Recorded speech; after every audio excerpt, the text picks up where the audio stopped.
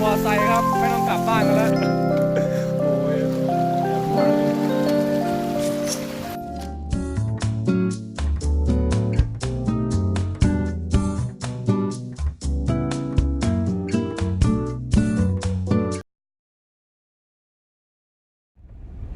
อย่าให้เข้าไอดีเด้อ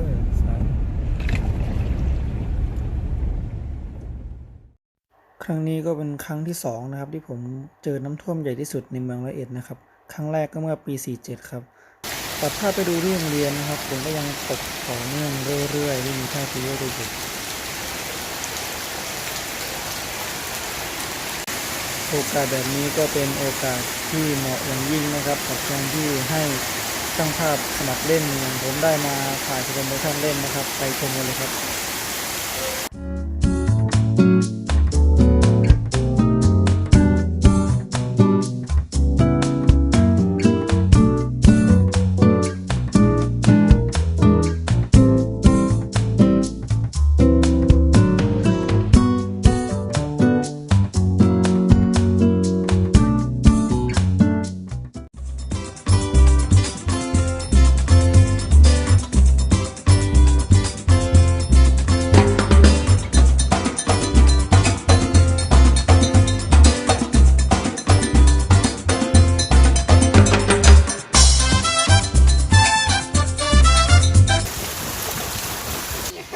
ถึงนี่เลยนะฮะ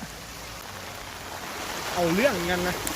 Civic Turbo RS นะครับเรียบร้อยครับคันนี้ใช้แม็กเท่าไหร่ฮะ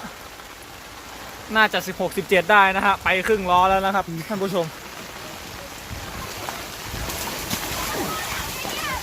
สูงกว่าฟุตบาทโรงเรียนนะครับสูงกว่าฟุตบาทโรงเรียนนะฮะ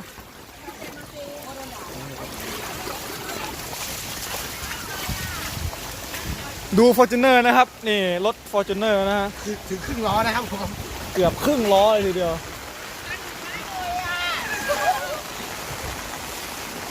เชียร์เซนเซอร์ดูรถผอ.แล้วรอผอ.นะฮะโอ้บิดหลอดครับบิดหลอดนาวาร่าครับนาวาร่าดูระดับนาวาร่านะครับใช่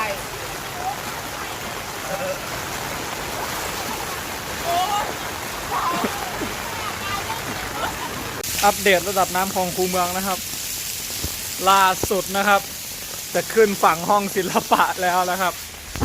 นี่ครับถึงนี่ครับสุดยอดเยี่ยมีกุหลาบด้วย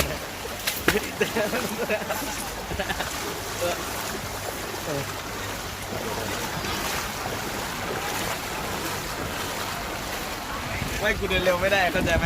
มันสวยเขาลง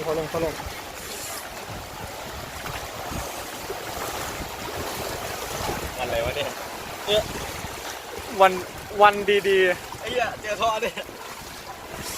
เดี๋ยวท่อคือแบบเจอท่อมึงผูกลงไปเลยใช่แล้วตรงนี้ไม่สามารถสัญจรโอเค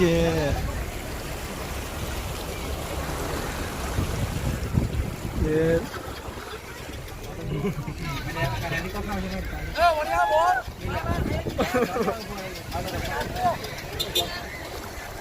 เครื่องน็อก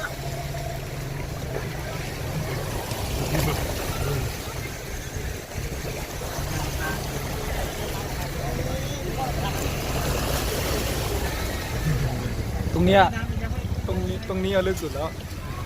แต่ตอนหน้าหมู่บ้านมีกุญแจเนี่ยโอ้โหผมติดลมถอยกลับเลยอ่ะ